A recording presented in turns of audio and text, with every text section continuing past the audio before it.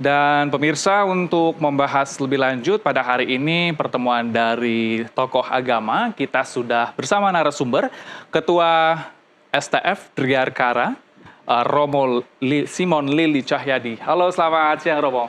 Selamat siang Mas Helmut. Ya, kabar sehat? Kabar sehat, terima kasih. Romo, tadi kita sudah saksikan bersama bagaimana adanya dialog antara tentunya Paus Fransiskus dan juga Imam Besar Masjid Istiqlal. Ya. Apa yang Anda lihat dari kedua dialog tersebut pada hari ini? Yang saya lihat itu adalah dari pihak Paus, sebagaimana pernah disampaikan oleh Bapak Kardinal Suharyo, Ya. itu adalah bahwa dia mau belajar ke Indonesia. Belajar Islam, belajar tentang toleransi. Dan saya kira dia mengalami pengalaman yang sangat mengesankan itu secara pribadi. Ya. Kesan saya, ya kan?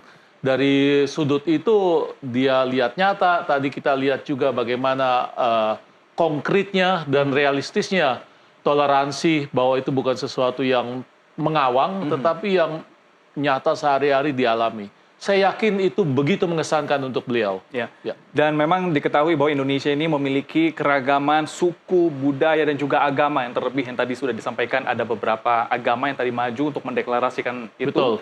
Dan dari pesan kelima agama yang tadi sudah diwakilkan di depan itu, Anda melihatnya seperti apa? Saya melihat bahwa di satu pihak tekanan pada yang sangat transenden, yang paling atas, itu bahwa semua agama dikatakan itu mempunyai keterarahan pada Tuhan. Ini yang penting. Jadi semua agama, entah itu Islam, entah itu atau apapun juga, pada pokoknya itu terbuka kepada Allah sebagai pemberi kehidupan. Di satu pihak begitu, di lain pihak yang yang lebih dalam itulah yang kemudian mesti dihormati. Ya. Maka dari itu juga perlu juga ada dukungan jaminan terhadap kebebasan beragama itu. Tetapi di lain pihak juga ada sisi lain yang bisa muncul sebagai aspek yang mungkin kurang begitu kita terima. Disebut juga tadi ada ancaman-ancaman tentang terorisme, tentang gitu ya. konflik, tentang bagaimana agama sendiri bisa dipakai untuk urusan-urusan yang sebenarnya melawan kemanusiaan. Itu keprihatinan. Ya.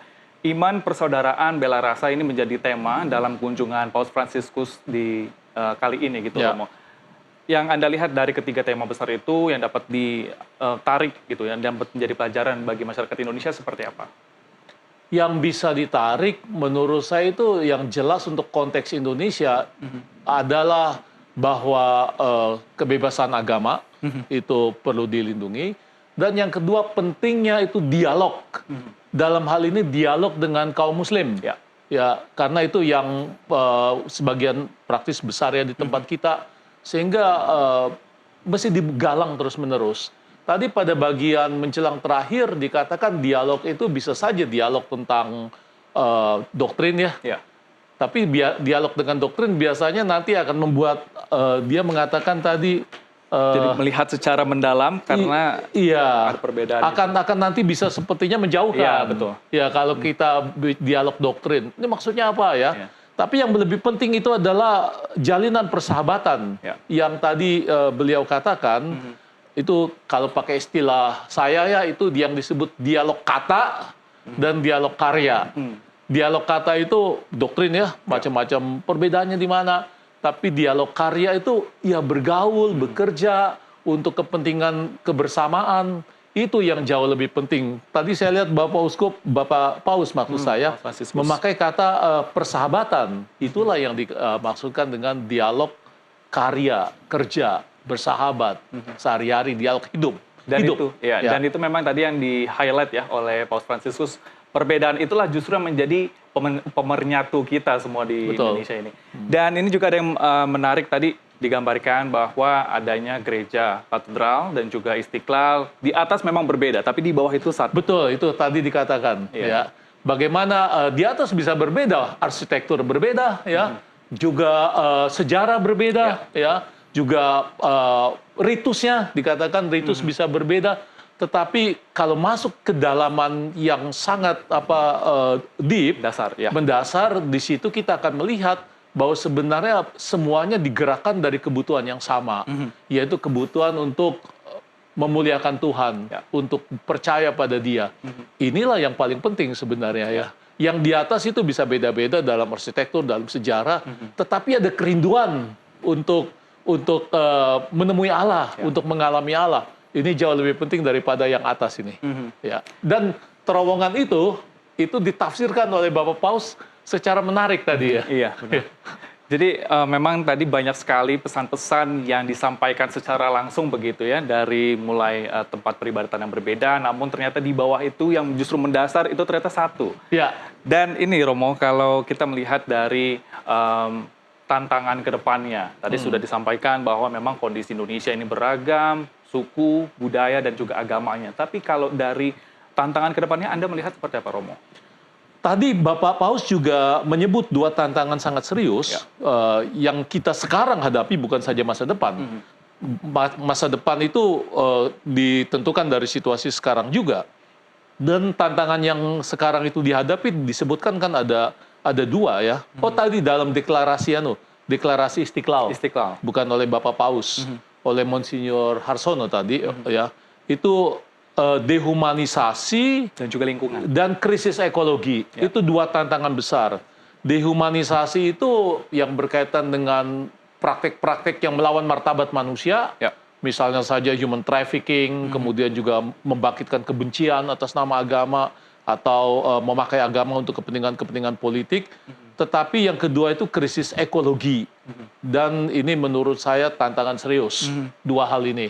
Saya kira disebut eksplisit tadi dalam deklarasi Istiqlal.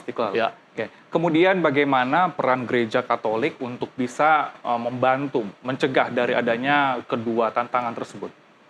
Saya kira kita kembali lagi kepada tadi yang dianjurkan oleh Bapak Suci, bahwa hal ini kan bukan pekerjaan yang mudah dan gampang seperti membalik telapak tangan. Betul. Ini suatu program yang membutuhkan ongoing action, tindakan terus-menerus. Caranya itu bagaimana? Saya mengambil inspirasi dari apa yang tadi dikatakan oleh Bapak Paus, yaitu penting juga bahwa kita melakukan dialog terus-menerus dalam kata. Di situ mungkin bisa mencari persoalan, ya, di mana persoalannya, akarnya di mana, kemudian efeknya terhadap dunia kita bagaimana, itu untuk mencari pengertian. Tetapi ada yang lebih penting dari itu, action dalam persahabatan, dalam kerjasama.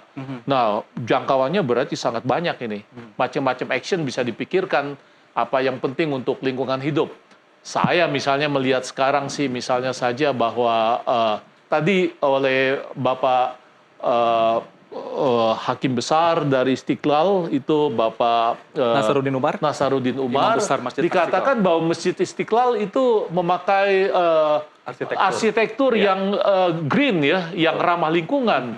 Nah ini kan juga salah satu contoh bagaimana agama, dalam hal ini agama Islam lewat proyek Istiqlal itu yang baru itu memberi inspirasi bahwa kita harus menghormati lingkungan hidup, bahwa memakai sistem yang sangat ramah lingkungan. Itu berarti himbauan sangat jelas bahwa juga kehidupan kita secara pribadi lewat proyek Istiqlal itu yang tadi dijadikan contoh, itu kita juga perlu ramah terhadap lingkungan.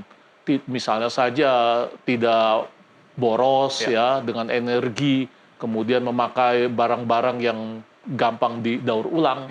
Itu konkretnya, saya kira bisa ke situ konkretnya. Terima kasih. Oke, dan kemudian ini juga yang menjadi fokus tadi ya, kalau kita bergeser sedikit, adanya penerjemah dari Paus Fransiskus. Oh iya. Ya, yang itu merupakan staf di Vatikan untuk urusan Islam di sana, begitu ya. Iya, yang saya tahu itu Romo Markus Solo dulu sih begitu, tapi sekarang saya kira ya, saya bisa keliru, tapi saya kenal beliau sebagai urusan meja di Vatikan yang mengurusi relasi dengan Islam. Oke, itu bisa diceritakan sedikit Romo, sebenarnya itu seperti apa dan juga bertugasnya bagaimana? Oh begitu ya, ini sedikit intermezzo ya untuk diinsertkan informasi itu.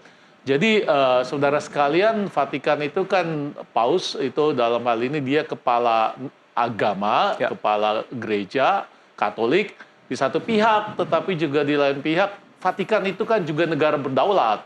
Ya itu berarti instrumen-instrumen sebuah negara berdaulat itu ada juga di Vatikan. Ada departemen, ada kemudian seperti dalam tanda petik kementerian. Dan layaknya pemerintahan. Iya, layaknya pemerintahan. Bahkan juga ada penjaganya yang disebut Swiss Guard itu. Ya. Nah, di situ ada juga meja atau ada departemen yang mengurus apa macam-macam hal yang dari sudut kepausan penting. Misalnya saja ada departemen astronomi yang berkaitan dengan ilmu-ilmu fisika, ilmu-ilmu alam, ya. Ada juga yang berkaitan dengan misalnya saja budaya. Tentu saja ada yang berkaitan dengan doktrin iman. Tapi juga ada bidang yang memang mengurusi bidang lain yang dianggap oleh Vatikan penting, yaitu misalnya saja hubungan dengan Islam. Nah itu Romo Markus Solo, setahu saya dulu ya itu mengurusi bidang itu. Ya, dan salah satu stafnya. Ya, dan artinya juga memang di sini Vatikan melihat dari tidak hanya untuk urusan Katolik saja dan tidak, juga pemerintahan. Jelas tidak. Jelas itu cara berpikir yang harus terbuka pada macam-macam bidang, pada macam-macam disiplin ilmu, dan juga pada macam-macam aktivitas manusia. Itu perlu. Kalau Romo sendiri melihat bagaimana sebenarnya kondisi toleransi umat beragama di Indonesia? Menurut saya pada umumnya itu sangat baik. Maka itu saya kira alasan Bapak Paus kalau dia datang ke Indonesia, justru menurut saya karena Indonesia itu ada di dalam hatinya.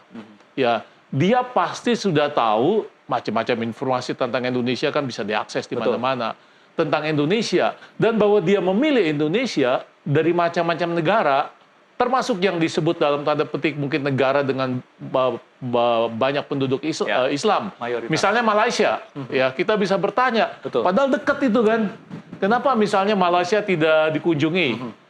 Itu menurut saya karena beliau melihat dalam Indonesia itu teladan cara hidup yang real dari bagaimana toleransi, bagaimana penghargaan terhadap budaya dan agama, yang tadi disebut juga dengan tekanan khusus, itu Bhinneka Tunggal Ika, itu dihayati. Ya.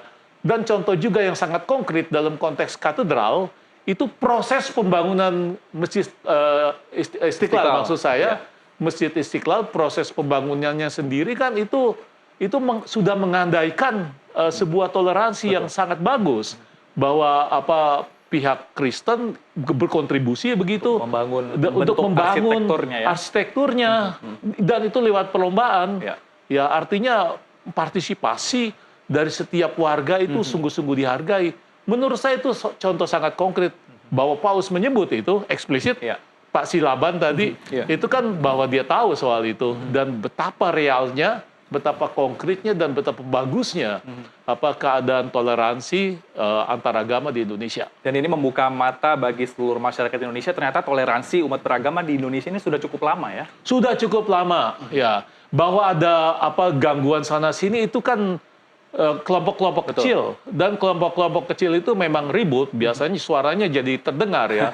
Tetapi pada umumnya kita tidak merasa kesulitan, pada umumnya kita merasa bahwa kita bersyukur mengalami keadaan seperti ini di Indonesia. Tadi juga hal yang menarik ketika akhir dari pidatonya mengatakan bahwa ada Bhinneka Tunggal Ika. Artinya juga Paus Fransiskus ini sudah mengetahui secara jelas makna dari Bhinneka Tunggal Ika. Anda melihatnya seperti apa, Romo? Itu kan kesimpulan pada bagian bagian akhir. Kalau kita lihat pada bagian awal kan sebenarnya sudah ada deskripsinya tentang Pak Silaban itu, tentang kemudian aneka budaya yang dihargai, juga tentang perjumpaan Islam dan Kristen lewat contoh konkret lewat terowongan. Lalu kesimpulannya dia mengatakan Bhinneka Tunggal Ika itu kekuatan, atau dia pakai istilah sejauh saya tadi mencatatnya, itu menjadi modal kekuatan untuk mengatasi persoalan-persoalan yang tadi sudah disebutkan, persoalan-persoalan Indonesia. Jadi Bhinneka Tunggal Ika itu pakai bahasa saya itu merupakan berkat dan amanat. Berkat karena itu memang hadiah dari Tuhan yang kita terima dengan rasa syukur dan gembira, tapi sekaligus amanat yang harus dipertahankan dan harus dibela. Saya kira itu pesan itu sangat jelas. Pesan itu tentunya diharapkan agar masyarakat Indonesia ini dapat terus mengingatnya. Dan Romo, kita harus tahan sebentar karena kami akan kembali usai jeda, tetaplah bersama kami.